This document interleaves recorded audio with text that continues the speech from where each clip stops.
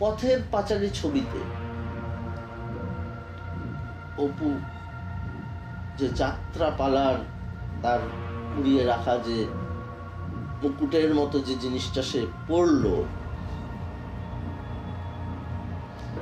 আসলে ওই জিনিসটা কখন পাওয়া যায়?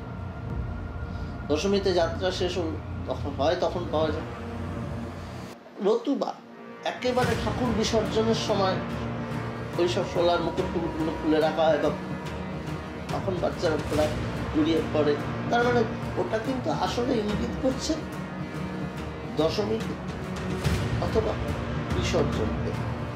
রেলগাড়ি দেখছে অপুর মাথায় ওরকম একটা জিনিস। এবার আমরা যদি স্ক্রিনটা থেকে সামনের দিকে এগোতে থাকি, তার দিদির নাম দুর্গা, আস্তে আস্তে যত এগোবো আসলে আমরা দুর্গার বিসর্জনের দিকেই এগোচ্ছি।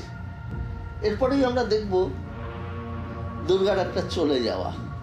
এই যে দুর্গার যে চলে যাওয়া এবং মা ও শিশুর যে যন্ত্রণা, সেইটাকে কিন্তু আমরা দেখব।